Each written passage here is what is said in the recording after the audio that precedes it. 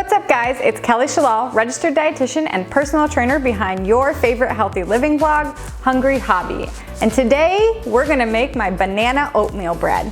This banana oatmeal bread is hearty and delicious yet moist and banana bread that's made with nutritious ingredients and in only one bowl. So, before we get started, let's make sure to hit that red subscribe button and the bell notification tab so that you never miss a healthy recipe, workout, or nutrition tip, and then we can get started.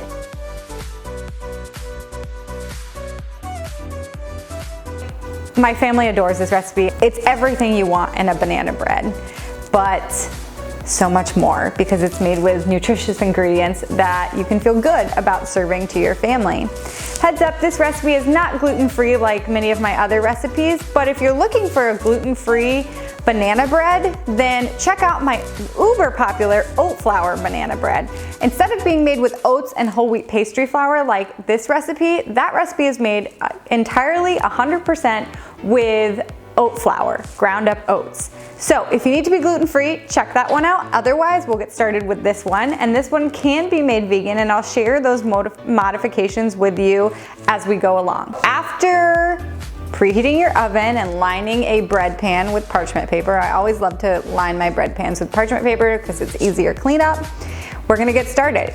You can mash 3 medium to large size spotted yellow bananas. Remember, the yellower and more spotted your bananas, the sweeter the bread. The less yellow your bananas, the less sweet the bread. So keep that in mind as there's not a whole bunch of additional sugar added to this bread.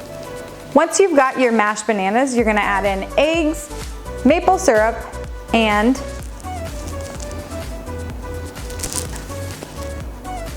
vanilla almond milk to the bowl and whisk to combine. You can also use regular milk, that's totally fine, or any other nut, seed, or oat milk. Anything like that will work in place of vanilla almond milk. I used vanilla unsweetened almond milk. Then you're gonna add in your oats and let them sit for 2 to 3 minutes. This gives them the chance to kind of moisten up a little bit so they're not too hearty in our bread, right? There's a fine line. The addition of oats makes this bread so just takes it up a notch, right? But we don't want them to be too noticeable. So let them sit for 2 to 3 minutes. I usually start to put away some of the ingredients I took out before moving on and adding my dry ingredients directly into that wet bowl. So after it's sit for a couple minutes, in goes the whole wheat pastry flour. And I love to use whole wheat pastry flour because it gives the illusion that you used all-purpose flour, but you did not.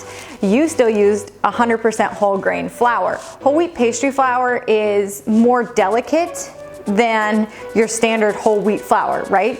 So just like we have varying levels of bread, regular all-purpose flour, right? You have bread flour, all-purpose flour, and you have pastry flour, cake flours, etc. We also have varying levels of whole grain breads. And so substituting whole wheat pastry flour, like I said, is gonna make the texture of this bread seem like you used all-purpose flour when you didn't. So that's one of the things that makes this most delicious. So, like I said, in goes your whole wheat pastry flour, and then your baking soda, your baking powder, and your cinnamon, and you're gonna mix that in until just combined. Just like with any bread recipe, quick bread recipe, be careful not to overmix. So get it all combined and then stop. Don't just no joy mixing, okay? No joy mixing.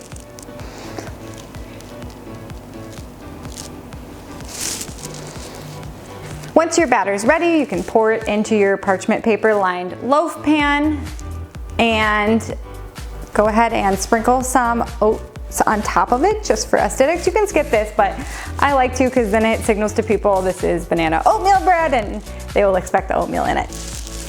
And then you're gonna bake it 45 to 55 minutes until an inserted toothpick comes out clean.